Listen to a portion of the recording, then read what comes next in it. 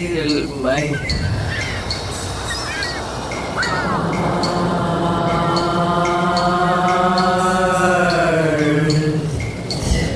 Welcome to Speak Sex. I'm your host, Eurydice. Today's guest is a classic. She has been in this field longer than most of us, so she, I'm sure, is full of stories and experiences. Her name is Laurie Handlers, and Laurie is the author of Sex and Happiness, the Tantric Laws of Intimacy. And through her company, Butterfly Workshops, she offers sexual health and awareness courses for people and corporations since 1999.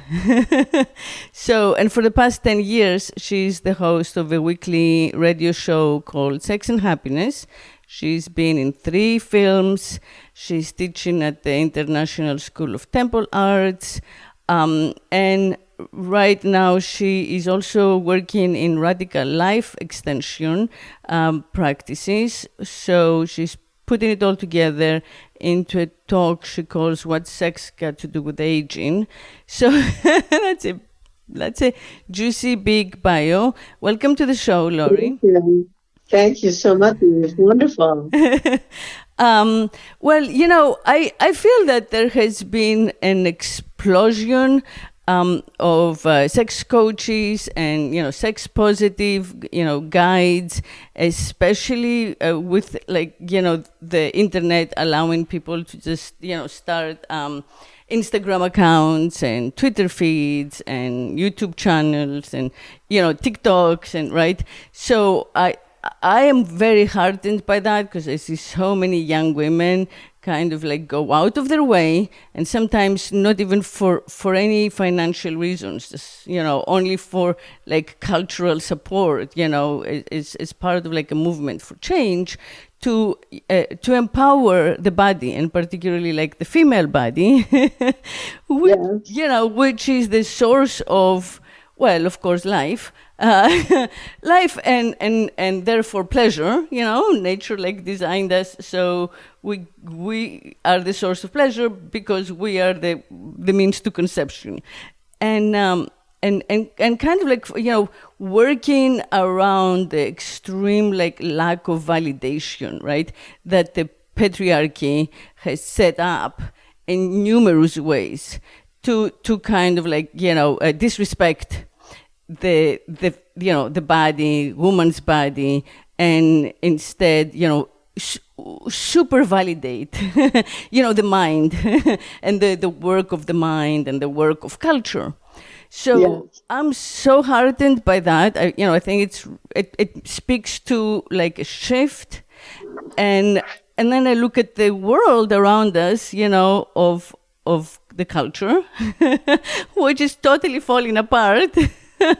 and of course, you know, this week of the you know, political stage with like the same old kind of like patriarchal drama of you know, the dynasty drama.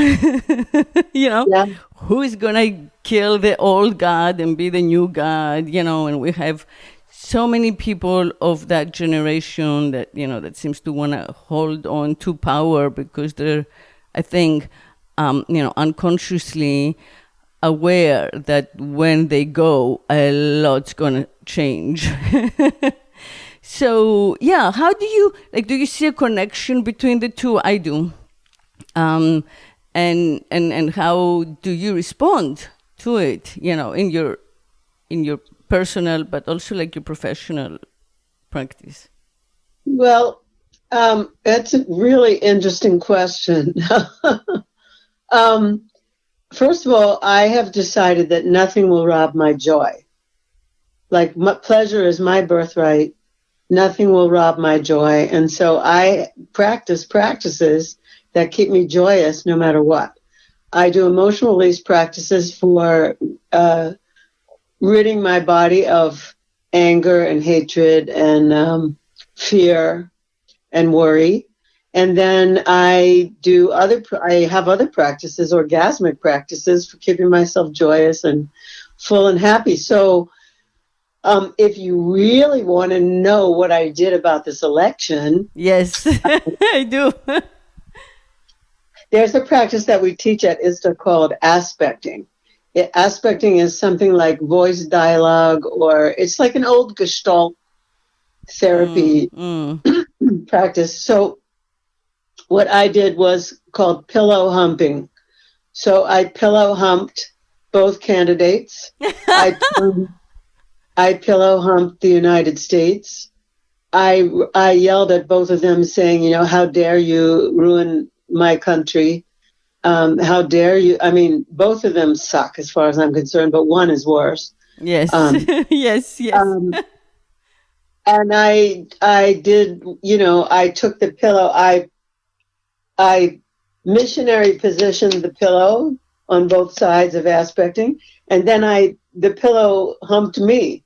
And I got to a place where I was neutral, where I didn't have any more fear about what would be the turnout, of the election. I only see the upside as being very small. I don't see it as being a huge upside. So I just got myself to a neutral place. Like prior to the election, I was considering leaving the United States like right away, and moving to either Mexico or Costa Rica. And then after I did that aspecting session, which was quite a session, it was about an hour's worth of pounding that pillow on both sides. I put them on both sides. I got neutral. I'm not as worried about it. I think there's some dangerous factions in the United States right now. I think that we've since the Civil War, I don't think we've probably been as divided. Maybe during the Vietnam War we were that divided. I mean, I was part of that, and everyone was a pig, like I used to demonstrate in the streets, but I'm just not as I'm not in such a hurry. Like I may move for a while, but I'm not scared. Fear isn't making me run. Yeah. So that's what I did. That's what I do. Nothing's going to rob my joy. I mean, my joy is critical for my life. Yeah. So that's what I learned. That's what I learned from sacred sexuality. That's what I learned from Tantra. How to run energy in my body that's joyous and orgasmic and pleasurable, and not fear-based or anger-based. When I first started Tantra, I just remember this as you were saying it, that the main practice was to be, to remove like the ego, to be and be so in tune with what is, that you are naturally convinced that what you're living is what you want most of all. Like I remember, the teaching was like, as you leave your home to go for a walk, if it starts to rain, you've just wished that very second that it would rain. And if it's, so basically embracing, what is as part of exactly what you've wanted, instead of this idea, I think, which has been a little misconstrued in New Age circles these days, of like kind of enforcing your will. The idea of like the secret or manifesting has been a little misunderstood, and sometimes applied to like, what I want, I'm just gonna, manifest on this like whole world by the force of my will, which really is not the harmony, the harmony, which is happiness. The meaning of happiness is harmony in Greek. The pursuit of happiness in the Bill of Rights was written in that Greek sense of like harmony, and harmony is Tantra. Yeah, so that's what you just describe in a practical like dramatization, right? An embodiment, like practice of. Yes, I had to do that. Letting go of being married to like one result. Exactly. And seeing seeing the similarities instead of the differences between the two options. right? Yeah. Yeah. I see the similar. I saw the similarities anyway. I didn't like any of the options, but I said to myself, okay, I'm going to get over I don't like to produce cortisol in my body. So I know the science of this too. So I don't want cortisol in my body over the election or over anything. So I'm really in fear and danger, if someone's coming to my house to invade my house or hurt me, then cortisol is important in my body. Cortisol also wakes me up every morning, but I don't want excess cortisol in my body. And I was so upset. I was so freaking out. I was just like, especially after the George Floyd murder, I was like, I've marched in the streets for so many years. I've directed anti-poverty programs. I've done voter registration programs. I mean, I've been a very active citizen. And so when I started getting really afraid, I thought to myself, okay, I got to do something.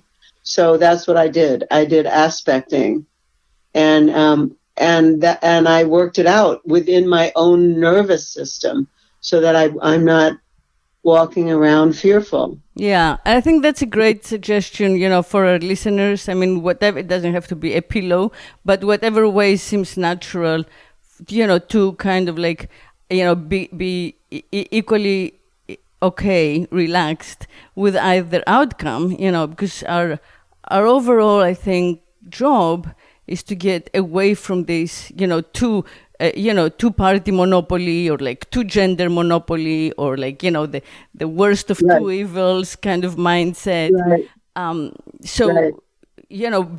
getting away, kind of like stepping out of that play, I think is the best thing we can do, personally, but also like socially, so that we don't like clash unnecessarily. Like, what are we defending when we clash, And I feel that a little bit of it is also like identity politics, which has been again,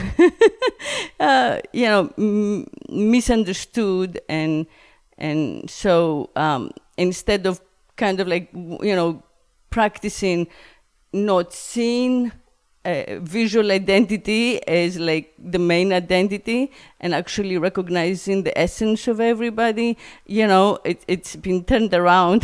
So we confuse like optics with being, right? With like soul, which again, it's unfortunate, but it works for the media, and it works for social media, and because it keeps us engaged. And so their job is to get the ratings high and to keep us engaged through their different, screens and devices. And Well, consciousness comes in handy for us, right? I saw that the movie Social Dilemma. Yeah. And it was very disturbing. Yeah. I mean, I'm part of it. We all are. Everybody. I mean, unless you're completely off the grid. But I see how a monster like a Frankenstein got created, and it wasn't their intention. But now that the monster is created, they're not doing enough about it. That's the problem. Like, they don't know what to do. Well, they were kids, right? They were kids. Yeah. They had a good idea, which was a very primitive idea. Like, the way that I understand it is like they took, the gossip mill at like the water well. I mean, I grew up in a village on an ancient island, in Greece, on Lesbos. And, there were two things going on socially. The women would go get water and trade gossip, and like the most crazy ideas would get heard, would be remembered most. And the man would like go to the cafe and, play like backgammon or whatever, smoke, and also do the same. And that's like part of social media, the Twitter, the disinformation. So they just took that. And then the other part is the promenade. In the evening, especially after church, they would all walk like up and down by the river and look at each other, because like they were not allowed to talk, they were not allowed to be alone, you know.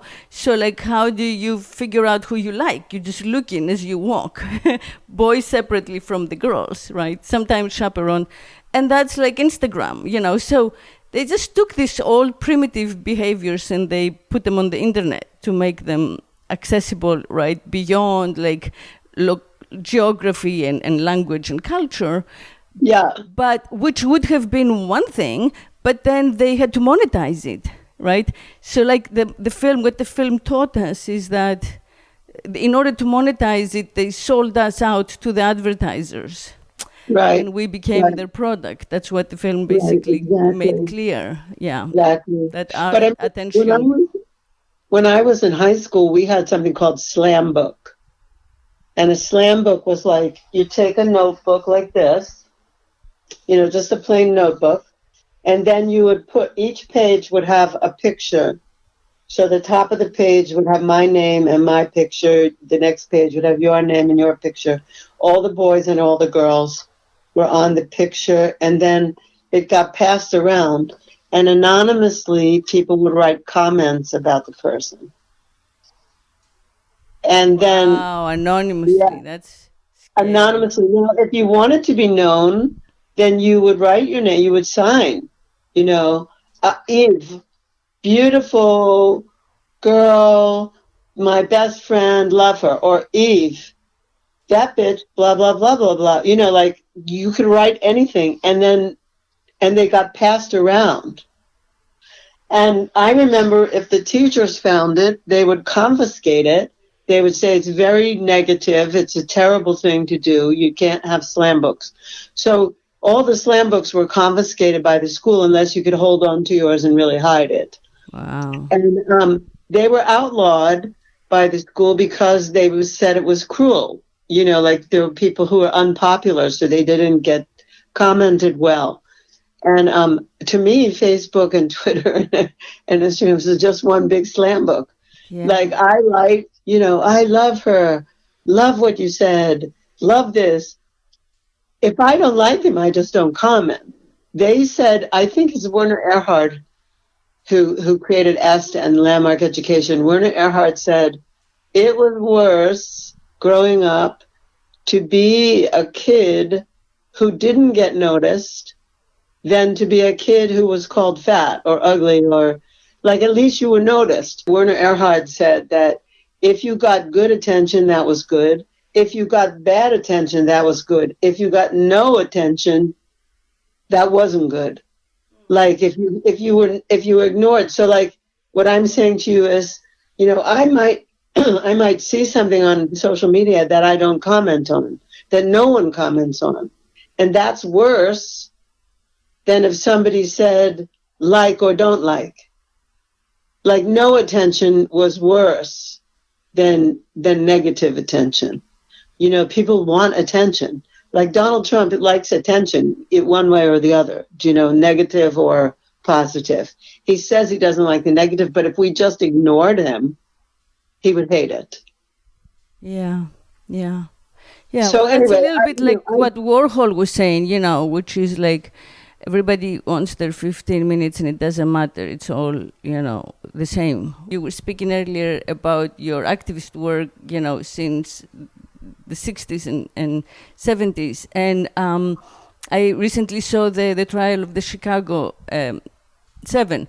And I have had this question, you know, how did this movement, the hippies, you know, who basically were the people who put together the consciousness community in America, right? So it was like counterculture, you know, make love, not war, you know, get high, experiment with like esoteric traditions and Eastern cultures. So I think that's how we, you know, like when I first came to America, my first teacher was Allen Ginsberg, and I stayed in that world, which combined, you know, intellectual, academic rigor with these practices like meditation, you know, veganism, chanting, to me, that was like progressive. They were against the war. They ended the draft. They were rebels. I thought. The beat poets. They had a social conscience, writers with a conscience, and I felt that like after the death of the author, that's all we could do.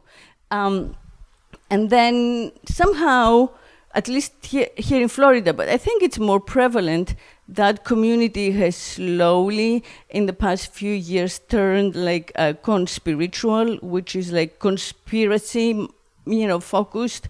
So like the anti-vaxxer people, or, people who kind of like made sense, natural birth, doulas.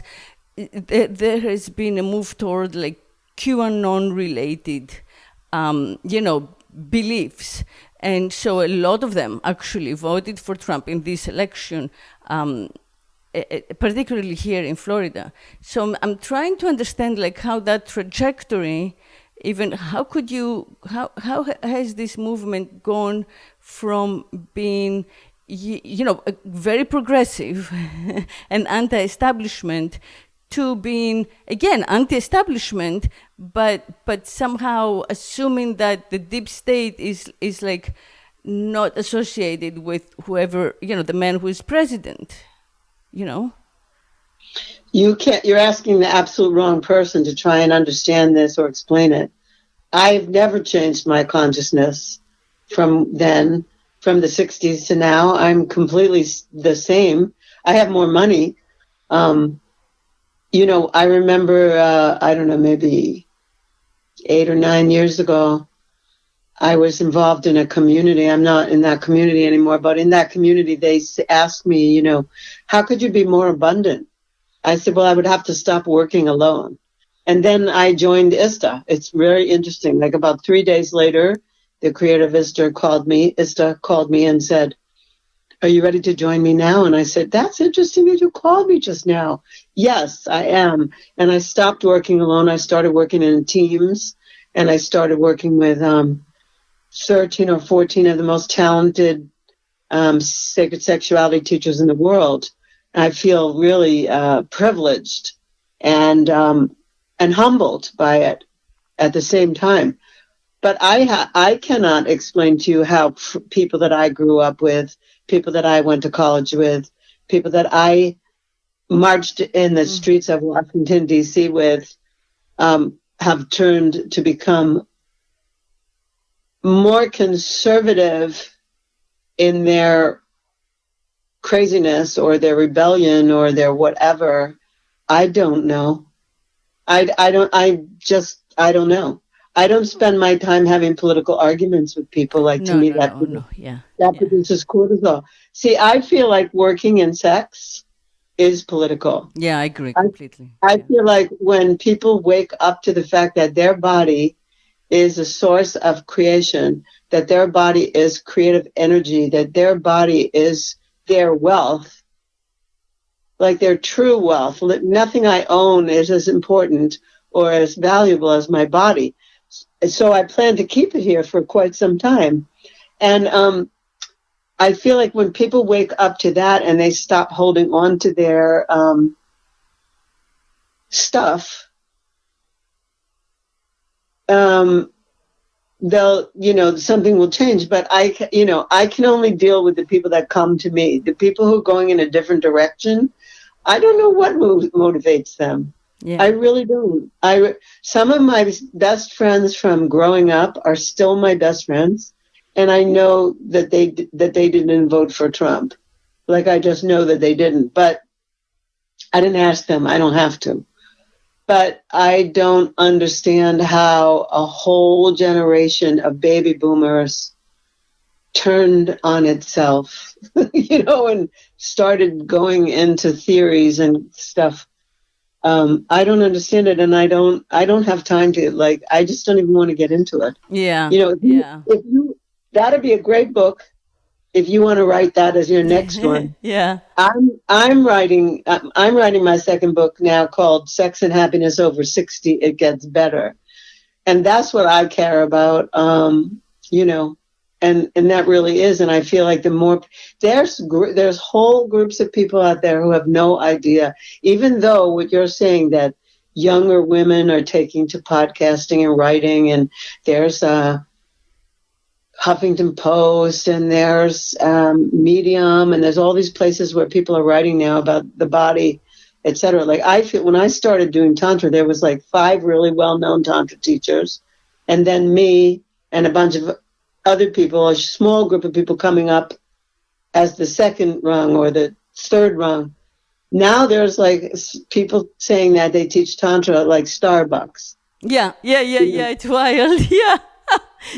There's a sacred sexuality teacher on every block. Yeah. Like there's, I don't know who all these people are, and I don't know who produced all these teachers. I really don't. But some of them are really good. They really know their stuff. And some of them I wouldn't let near me, with a 10-foot pole. But that's, like I just.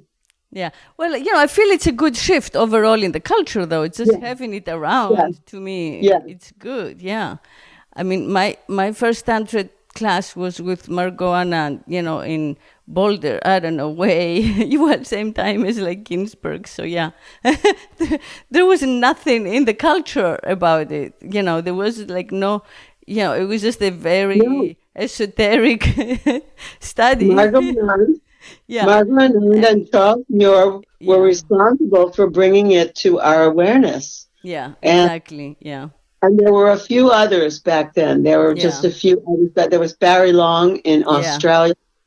And there was Robert, I can't think of his last name. I don't know. There were maybe 1 or 2 others. Oh, and there was my teacher, Bodhi Avanasha. And then but she wasn't as well known as they were. And then there was Deborah Anapol came after. She was sort of in between.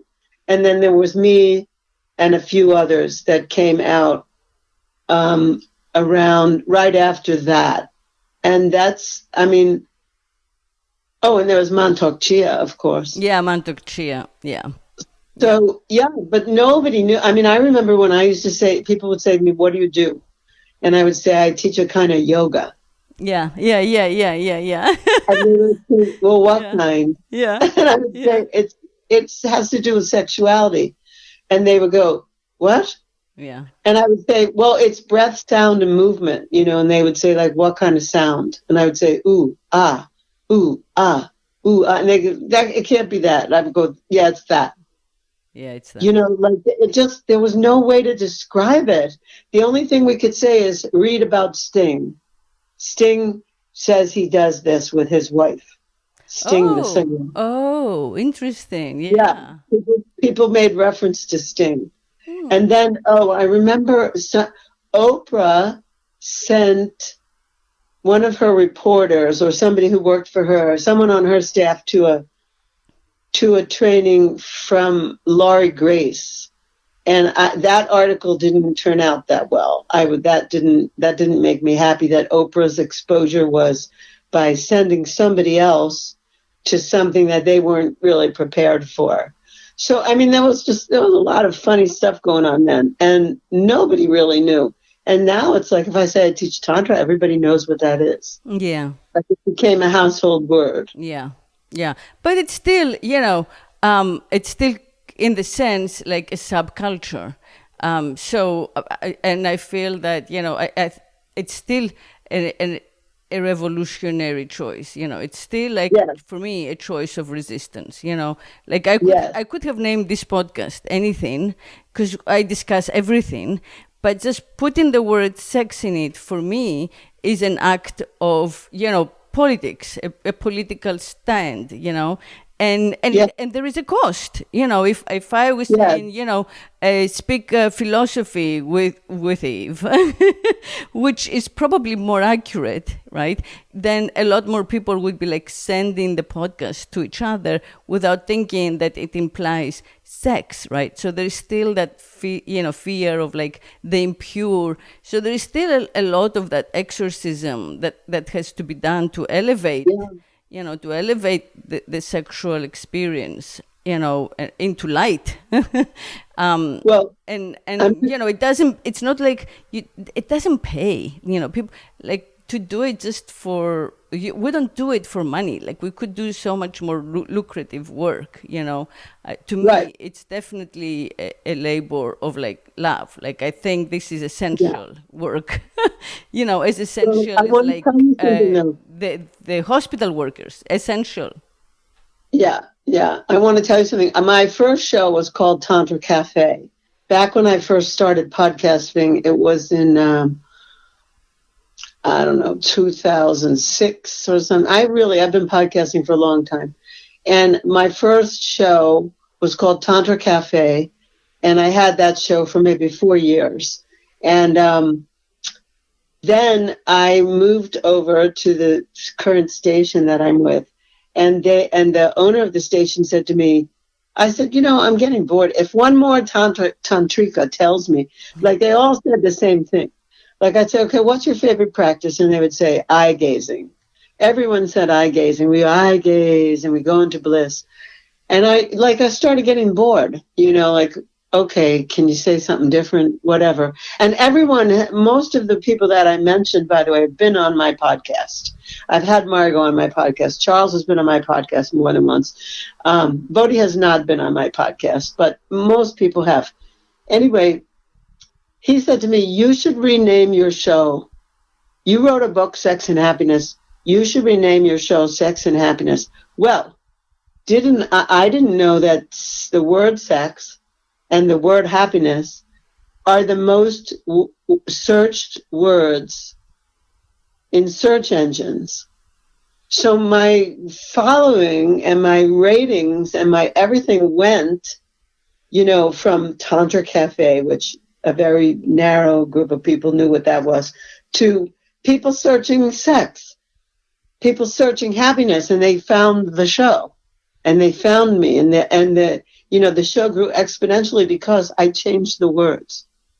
I risked saying sex. Right. Yeah. It's nice. Yeah. So that happened maybe 10 years ago where I changed, or 9 years ago where I changed. But it made a huge difference in terms of people finding the content. And now we have many more shows. Yeah. Now we have an abundance.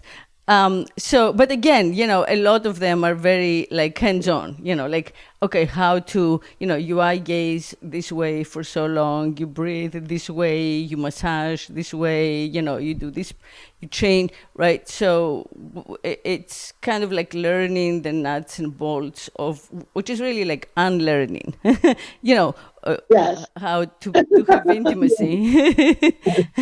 But I do think that there is like an overall, mental shift, right? That is part of it. That without it, it stays superficial, which like is a little bit what I'm more interested in, because I see like how it happened with yoga.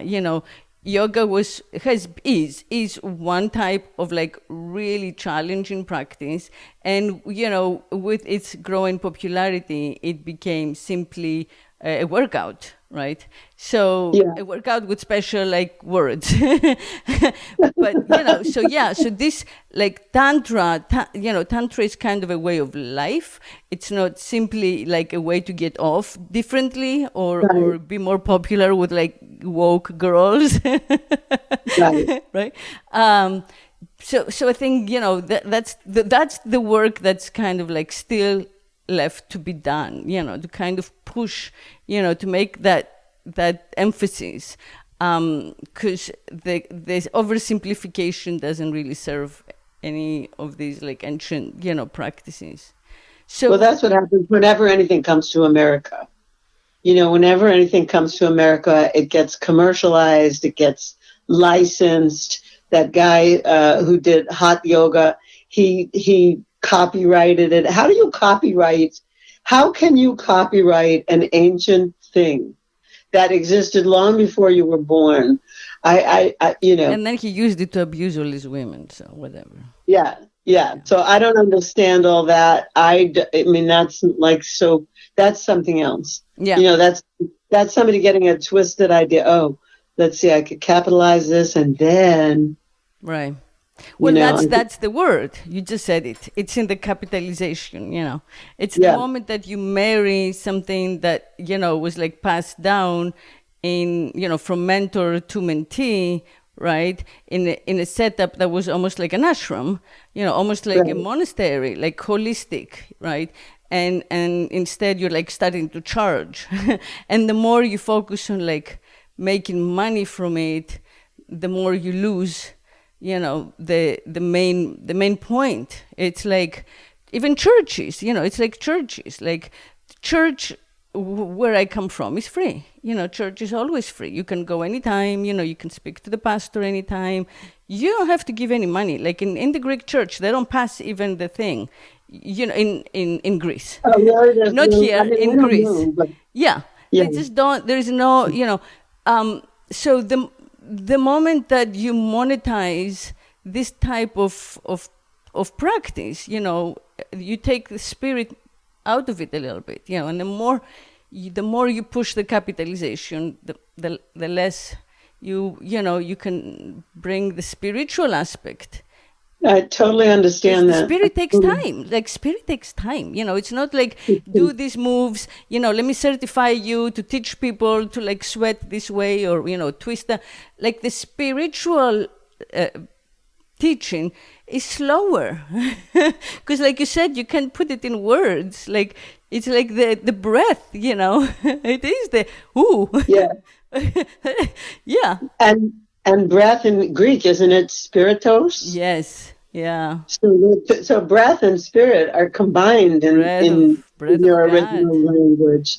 Yeah. Yeah, it's tough. Look, people have criticized when I first started teaching tantra. People criticized me. How could you take money? How could you charge money for this? And I said, well, I'm giving my life to this now. So you can. There have been times when I gave it away because my heart told me to give it away to somebody. And there's been times when I wanted to charge somebody more money. They were such a pain in the ass. Yeah. Yeah. You know, when Yeah. I work with, what I do when I work with couples, sometimes it's very difficult. It is very, very difficult. I've for years taught mostly singles, and now because it's funny because of Zoom, because of COVID, there's two classes that I teach that you have to have a partner for. You can't because you have to practice the practices.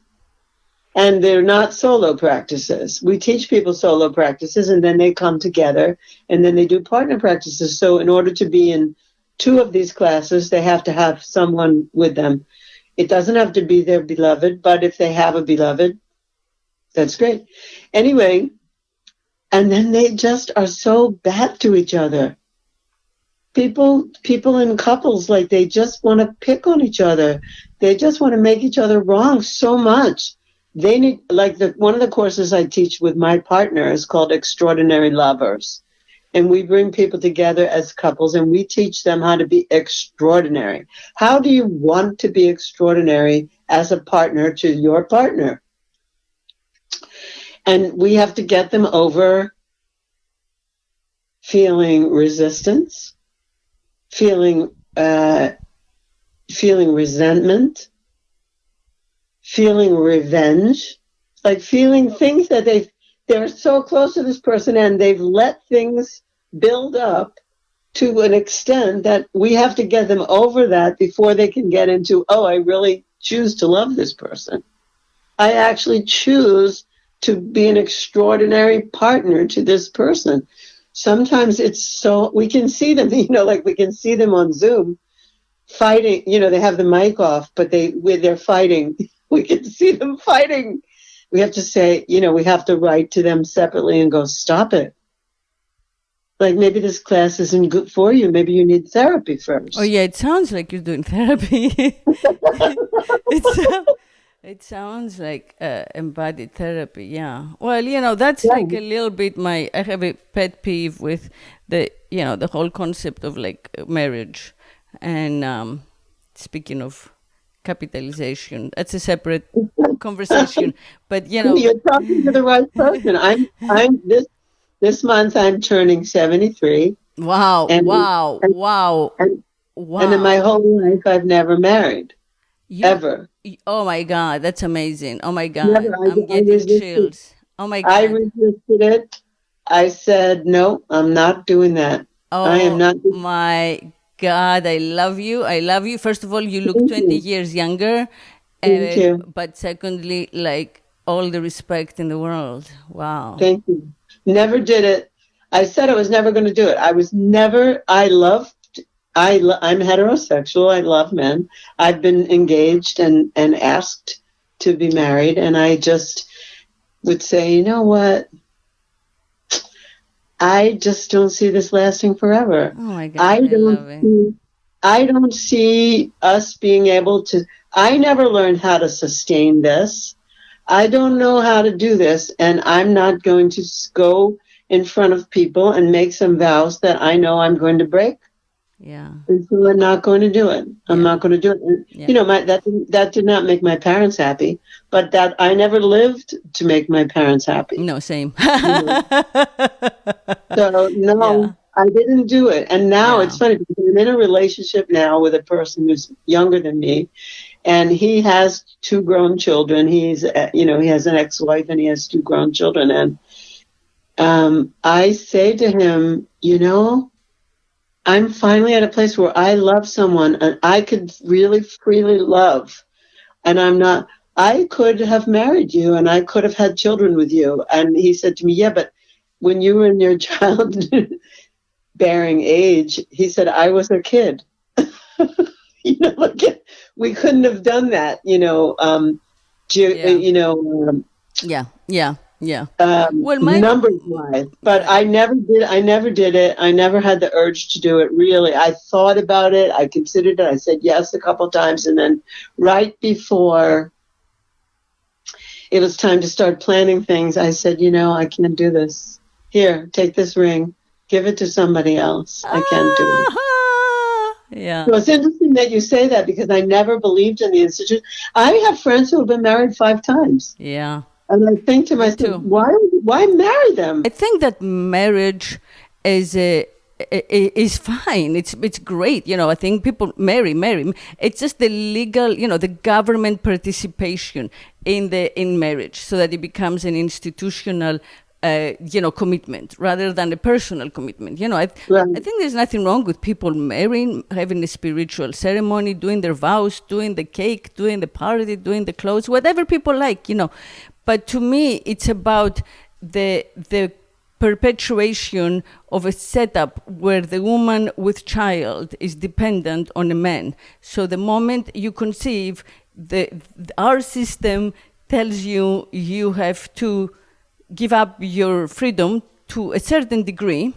I was never going to do that. Depend financially on a man. And it's kind of abusive for all genders, I think, the way that when I was growing up, you had to ask it. When I was growing up, in the age that I would have been having children, if I didn't want to have the child, first of all, abortion wasn't legal, but then it was. If I wanted to have an abortion, or even if I wanted to have my tubes tied, I had to ask the permission of the husband. Yeah, yeah. And I said, I'm never asking for permission for anything. I'm never going to ask for permission from a man for anything. And your money and your bank accounts and all of that stuff becomes immediately, you say yes to like a Disney version of like ever after happiness, and you find yourself in that place of bondage. And it's, and a lot of it is like emotional bondage, because I feel that a lot of women, sacrifice themselves thinking this is best for their children. And what they're actually doing is perpetuate something that's not going to be any better for their children than it is for them. But they're reinforcing that setup, So, and it's because it's built in that legal structure that comes with marriage. Exactly. I remember like when, the whole movement for gay legalization of gay marriage, which of course, all people should be able to marry every gender. But still I was like, they're going to regret it. Like, I wish they would make marriage illegal for the rest of us. So we wouldn't have to deal with the legal aspect of it all, which kind of like immediately like, brings up the the patterns you saw growing up. Like the only role modeling we have for married behavior is what we saw our poor parents like do with each other. Exactly. Now mine were great with each other, but I didn't want what they had. I did not want to do what But they were stuck. Like they were stuck. Right. It didn't, that generation. It did not occur to that many of them to not do it or get out. It certainly, there were no such examples around them. So you are a great, example. Yeah. I have a friend who's in her 80s. She's in her 80s. She's probably turning 83. She's 10 years older than me. She says that her husband did her the best favor by dying. She is wild. She's taken lots of classes with me and lots of other people that I know. And she has a boyfriend much younger than her. And she, her children think she's crazy. They don't want to know anything she's doing. And I say, that's fine. It doesn't matter. I love her dearly. And she says, he did me a favor. He left. Yeah. And, sadly for the men also, not just the women, that's so common, I have an aunt who suffered from extreme migraines every day, her whole life. Her husband dies, they stopped. And she loved him, but also she obeyed him. And she did, he was the word of, the Lord of the house, the word of God. He would say, do it, and she would do it. She was trained. Yeah. He married her when she was 16. I mean, what else did she know? But to just, so right. she changed. She was always happy. And didn't even make the connection, but to those of us on the outside, and I think that's, I know so many women who are married and are decent and are polite and are great moms and are supporting wives and secretly to themselves in the, in the dark of the night, they hope he dies. They just hope that they can get out of this and they don't see another way. They don't want to lose, the house or whatever, their way of life, or they just want everything the same without him there anymore. And, and then the woman here who started there is a World Erotic Museum in Miami, World Museum of Sex. Yeah, WIM. Her husband died. He was some, really conservative, wealthy guy. And her son, had been, I think he was already gay or came out after the father died. I don't remember but basically the exact detail, but basically the money she inherited, she put into this museum. The guy's fortune, that he made in corporate life went to her buying, collecting anything erotic around the world and then getting this space and filling it up with every, vagina and penis representation. She unfortunately passed recently. She was a great character, but her life before had nothing to do with this, She waited. It's like Roy Kroc's wife, widow, who the McDonald's, the man who started McDonald's.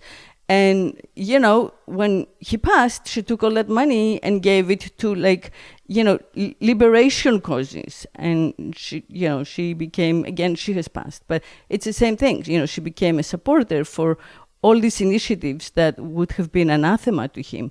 So it doesn't work for either, And the only reason that it's a problem, I think, is the legal aspect. Otherwise, people would speak their truth. They would be able to communicate honestly, and not get to the space where you described, where they've been together so long. They can't get out of that, Well, they don't dialogue. speak their truth. They don't speak their truth, and they don't know how. So we give them a format on how to speak it, but sometimes we can't stop them from fighting, even when they're in class. It's difficult. We also teach. I also teach with a different teacher, Tantra meets BDSM, which we were going to teach. We looked at that museum because last time we were on the road, we were in Florida, so we taught Tantra meets BDSM in Miami, and we taught Extraordinary Lovers in St. Petersburg. So we were in Florida the last time before the lockdown.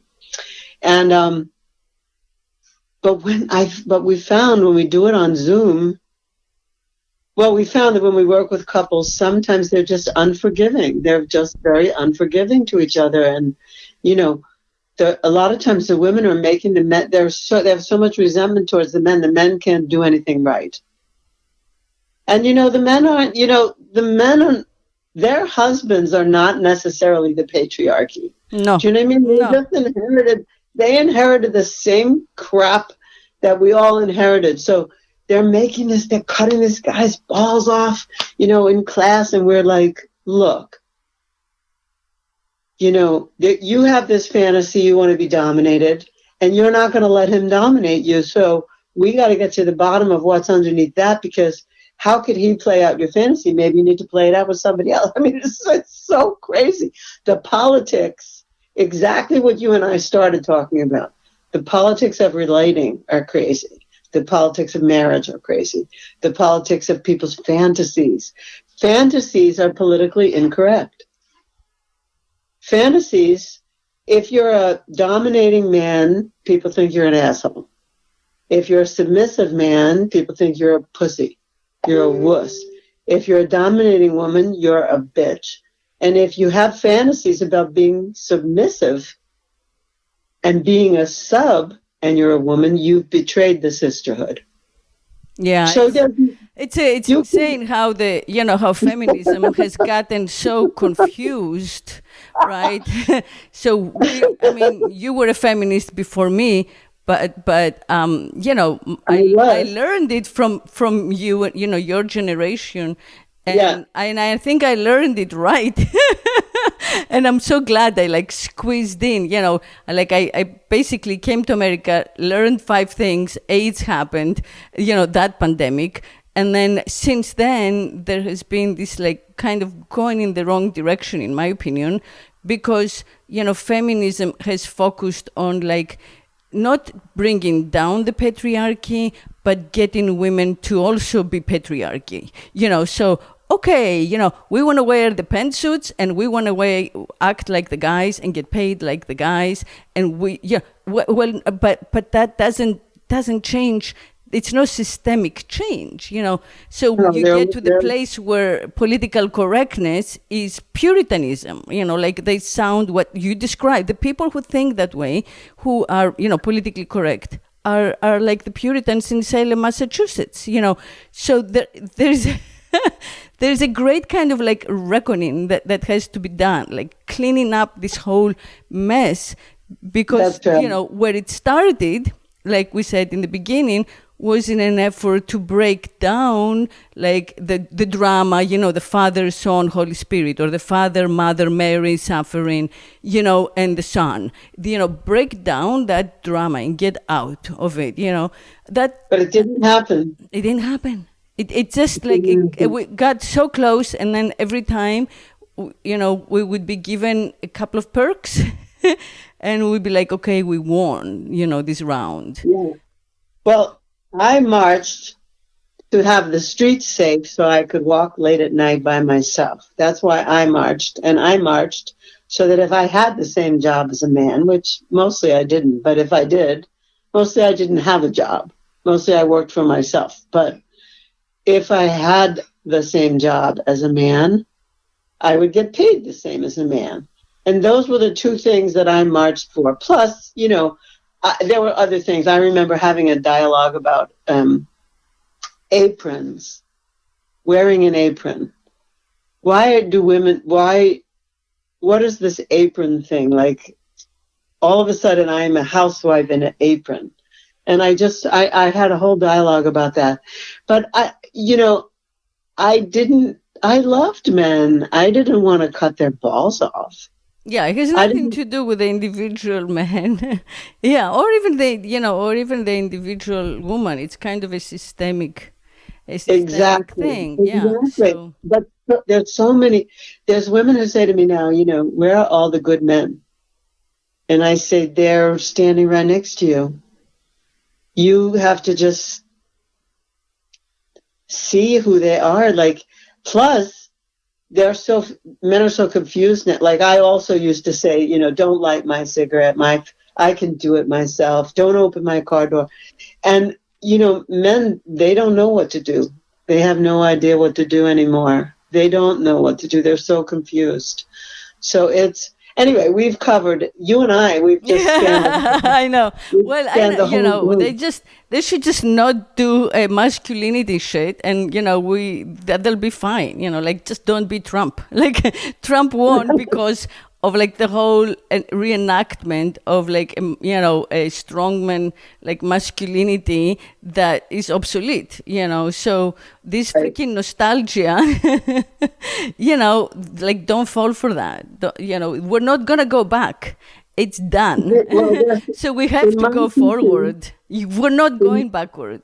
These people will die. He'll die. Now, all of these people will just die, and then that will be the end of that kind of like the idea that like if only we could relive the 50s. No. Yeah. No. So okay? So one last question: what is the message in your teaching for how to stay young and through sexuality? What exactly? Because you look great. So what is it that you do and you teach? It's way more complex than a one sentence answer, but I'll say this. Never stop having sex. If you don't have a partner, you are your partner. You don't need a partner. Never stop producing oxytocin, serotonin, dopamine. And the fourth one, I forgot, I'm blanking on it right now, but you need all those chemicals running in your body. So don't stop. Some people think when they turn 50 or they hit menopause, that's it. They don't do it anymore, and that's ridiculous. That's another societal thing. So you definitely need oxytocin in your life. And in your system, that for sure. You can get serotonin and dopamine from running, but you need oxytocin. That's one. Two, I take many supplements and I do experiments on my own body. My body is mine, so I do what I want to it. So there are some prescription drugs that I take that people take for other things, and I take them for anti-aging. I'm part of a network of people called Life. Well, I'm friends with the Life Extension Institute and the people who discovered telomeres and the people who, I've interviewed Suzanne Summers on stage in front of 1,000 people. Like, what does she do about hormones and everything else?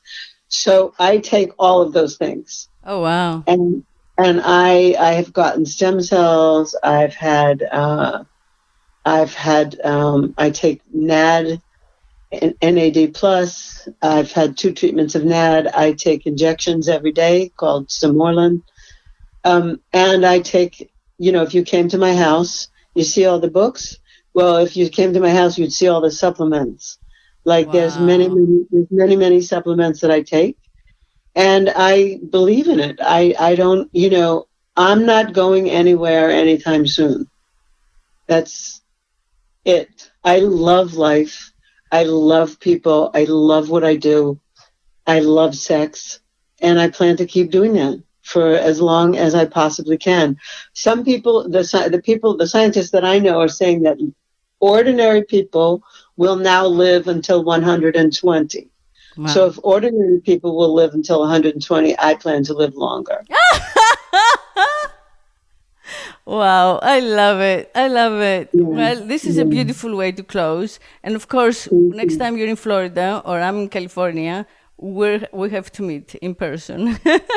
But thank you for this like super positive, inspirational message. Thank you. There's nothing to fear but like our own self-imposed limitations. So I'd love to hear more about it in some future conversation and catch up with you. I'd like to make one correction to your introduction to me, which was somehow I sent you an old bio. So my company used to be called Butterfly Workshops, but now I have rebranded to lauriehandlers.com. Okay. And if you or any of your listeners want a free lesson, they can go to lauriehandlers.com/unknown. And I give a lesson in something called Lottie Han, which teaches people to move in the unknown and eventually make love to life in the unknown, which COVID has imposed on all of us. Yeah. And so we are in the unknown. So it's a very timely gift. Yeah. Thank you. You're welcome. Thank you so much, Eve. Yeah, it's a pleasure. And everybody out there, this was Laurie Handlers. Thank you for listening. And until next week, keep speaking sex.